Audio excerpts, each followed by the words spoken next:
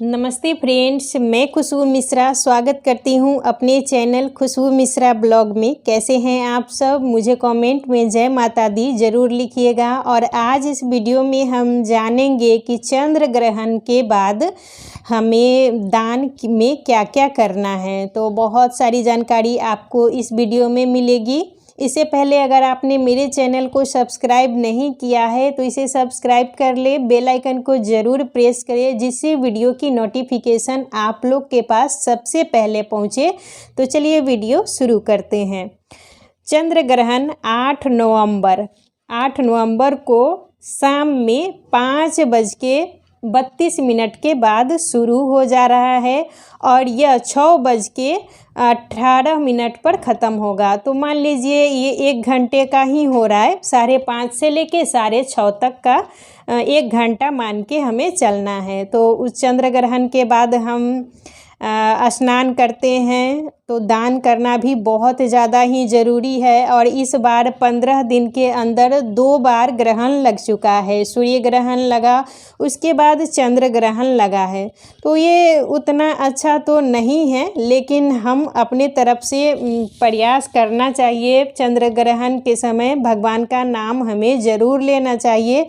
और चंद्र ग्रहण लगने से पहले सूतक काल शुरू हो जाता है। तो सूतक काल 9:19 से शुरू हो जा रहा है। तो बहुत से लोग सूतक काल के बाद खाना वगैरह नहीं खाते हैं, लेकिन जो गर्भवती होती हैं उनको विशेष ध्यान देना ज़रूरी होता है। ग्रहण के दिन उनको बहुत सी सावधानियां बरतनी होती है। सूतक काल के बाद उन्हें खाना नहीं चाहिए, लेकिन हमारे इधर तो उतना नहीं मानते हैं।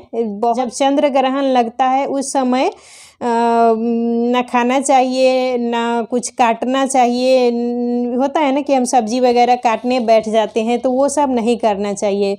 और जो गर्भवती होती हैं, जो गर्भवती स्त्री हैं, उनको तो कुछ भी, न चाकू, न छुरी, कैंची, सुई, कुछ भी नहीं छूना चाहिए। कहा जाता है इससे शिशु पर प्रभाव पड़ता है, होने वाले बच्चे को प्रभावित करता है। तो ये डरने की बात नहीं है। आप चंद्र ग्रहण के दौरान गर्भवती स्त्री को आराम करना चाहिए।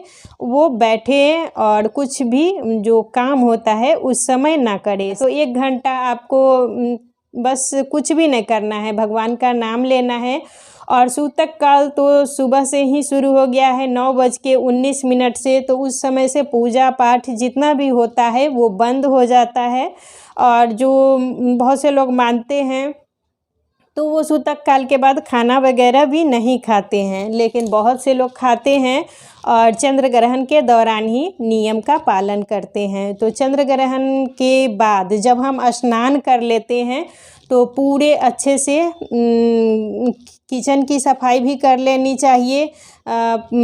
उसके बाद पूजा रूम की भी सफाई करनी चाहिए। और भगवान का जितना भी वस्त्र होता है वो सब बदल दे, पूजा रूम को अच्छे से पोंछ ले और शाम की आरती ज़रूर करें। और अगर शाम में आप घर में पोछा नहीं लगा पा रहे हैं तो आप गंगाजल का भी छिड़काव कर सकते हैं। और जो घर के जितने भी मेंबर हैं उनको तो स्नान कर लेना चाहिए, लेकिन नहीं करते हैं तो गंगाजल ज़रूर, छोटे बच्चे हो, वृद्ध हो, जो नहीं भी नहा सकते हैं, नहीं स्नान कर सकते हैं, उनको गंगाजल का छिड़काव कर दे और वस्त्र ज़रूर बदल दे। तो चंद्र ग्रहण के बाद हमें स्नान के बाद दान करना बहुत ज़्यादा ही महत्वपूर्ण होता है। और देखिए, जो दान किया जाता है वही दान हमारे लिए भगवान के घर में रखा रहता है। तो दान करना बहुत ज़्यादा ही महत्वपूर्ण है।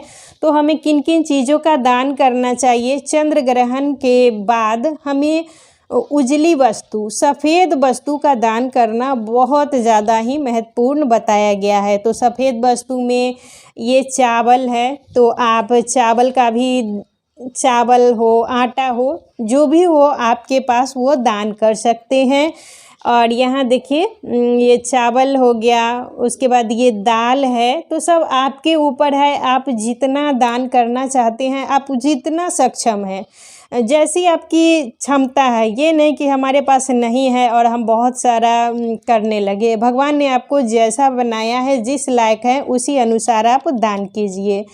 तो आप चावल हम लोग के इधर सीधा बोलता है, तो चावल का दान, सीधा में चावल का दान ज़रूर करें।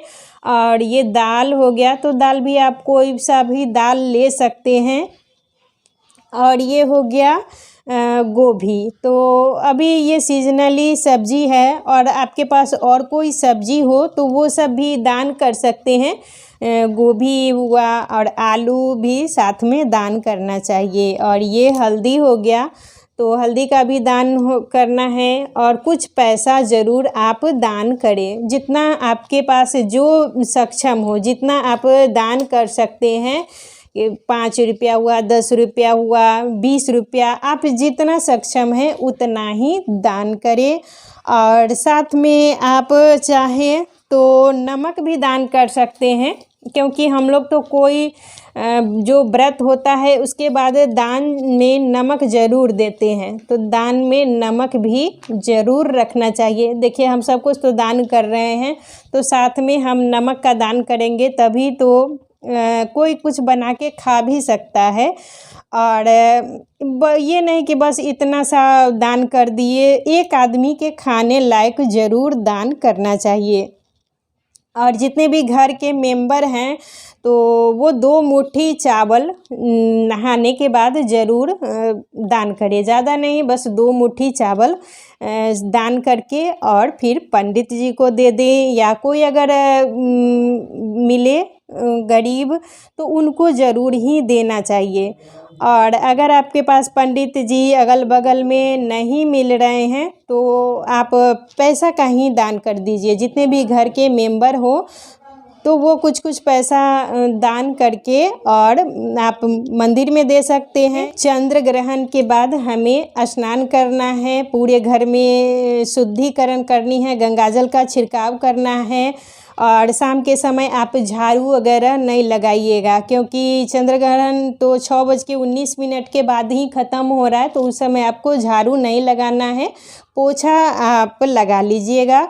और पूरे घर में गंगाजल का छिड़काव करना है। जो बूढ़े हैं, बच्चे हैं, उनको गंगाजल, जो नहीं नहा सकते हैं उनको गंगाजल का छिड़काव कर दीजिए, कपड़ा चेंज कर दीजिए। और जो नहाने लायक हैं वो नहा सकते हैं। तो आप इन सब चीज़ों का दान ज़रूर करें। और दान करने का क्या नियम है, तो जितने का नियम है कि आप थोड़ा सा हाथ में जल ले लें और उसको 3 बार ऐसे करके, और फिर मान लीजिए चावल, आलू सबको हम छू लेंगे, सबको छू के और प्रणाम कर लेंगे। विष्णु भगवान को हम याद करके और इन चीज़ों का हम दान कर देंगे। ये धागा हो, चाहे कोई लकड़ी, मान लीजिए कोई डंडा हो, उनके नाप का वो नाप के और कहीं दीवार के साइड में खड़ा कर दें। वो बिल्कुल सीधा रहना चाहिए, इससे हमारा दोष कटता है और बच्चे को कोई प्रभाव नहीं पड़ता है। तो इन सब बातों का आपको विशेष ध्यान रखना है।